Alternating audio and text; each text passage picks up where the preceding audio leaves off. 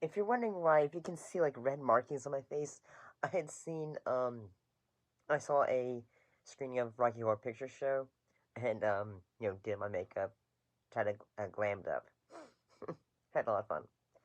So this time I'm looking at a film called Outrageous Fortune. And you're lying now.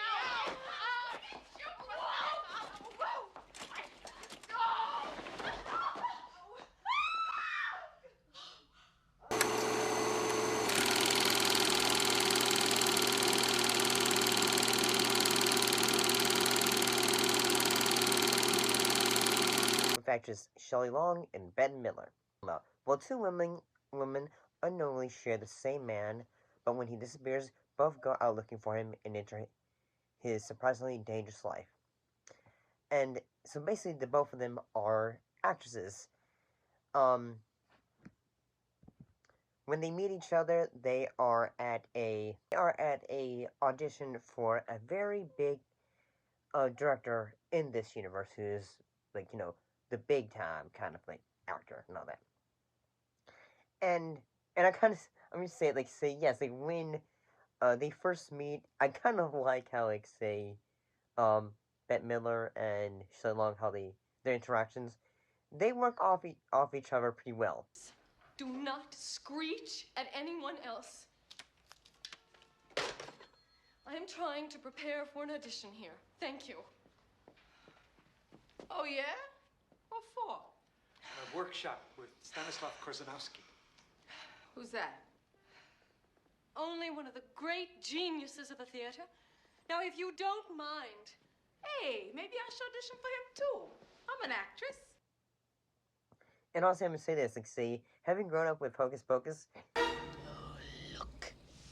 Another glorious morning. Makes me sick. Seeing her in a role before that role and seeing this, it made me think, wow. She's always been great, hasn't she? And one thing, usually when it comes to this, when you get an adventure film like this, the two characters, they know know a guy, and at first, oh, no, I knew him, and, oh, God, oh, God, and all that, and they're all both going to say, well, we're gonna settle this right now. We're going to my place, you're going to your place to see if we can find him there. And yeah, they do that, and they end up having to, use a taxi cab as an Uber, and basically say, hey, we'll give you $300 if you stay parked here. $200 cash to take us to where you took the guy.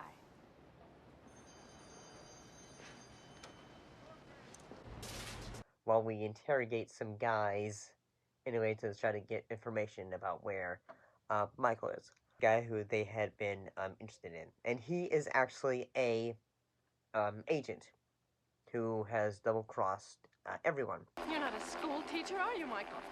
Michael, what's going on? What's in Tres Cruces? I'm sorry you heard that. Who cares what I heard? What was I to you?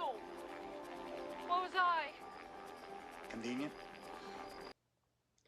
And I do think in the sequence in which they are running away from folks at the airport, it's kind of funny.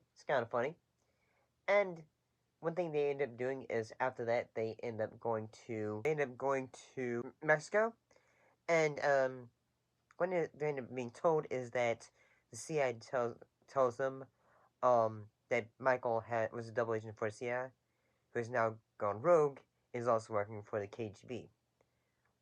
Basically a Russian agent that had stolen a toxin that would destroy large areas of nature with just a few little drops. Ooh, that's bad. But it comes with a free Frogut. That's good. And that's insane. That's insane how now that I'm thinking, yes, this came out in the 80s. Thinking about it nowadays in a modern context, that could be a whole lot worse. Another actor who's in this film is also George Carline, who plays the character of Frank Mandras, who, when we first meet him, he is to get both Lauren and Sandy to be part of a tour and all that, like saying, hey, $20, that's all I'm asking for you, it's $20.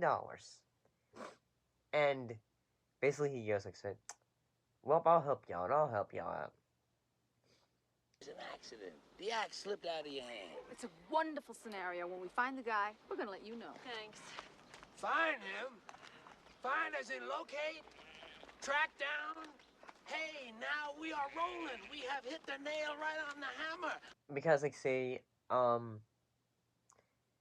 they're trying to, say, figure out where he's at and all that. And I do love the line where they basically say, oh! And all that, when he's trying to fix it. Oh, so you want me to be a witness and all that. And I would say this. I kind of like, one thing that, the 80s, when it comes to films, they always did a lot, was the use of matte paintings. And there is a sequence in which they are in the... Frank, we're not just jerking you around. Some guys are chasing us because one of them stole a virus that's going to kill and destroy all the plants and all the trees for thousands of miles all the way around. We stole it back, so now they're trying to kill us. You get it? Jesus, the 60s were good to you, weren't they? They are in the desert, and, say, basically there is, a canyon.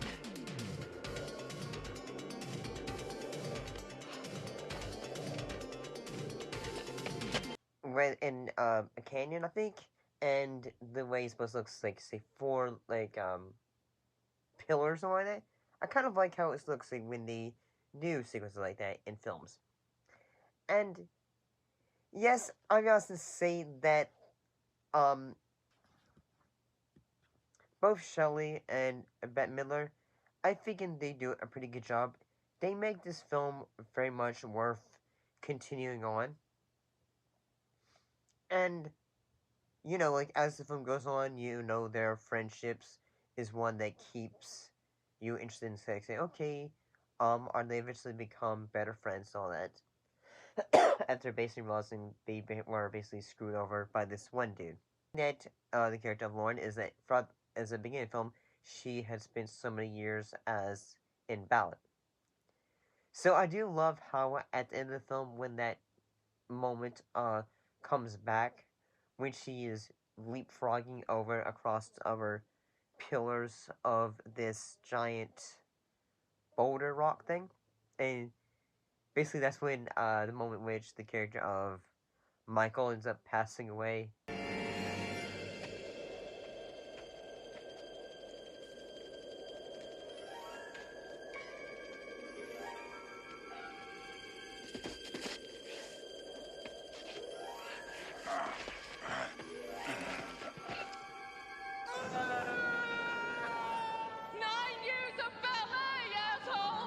And all that. I do love the line she gives for that. And, yeah, I kind of like how at the end of the film, with, Shelly, with, Lauren and Sandy, in which they basically become better friends, and they decide to do a performance of Hamlet together. Lauren is Hamlet, and Sandy is Othello.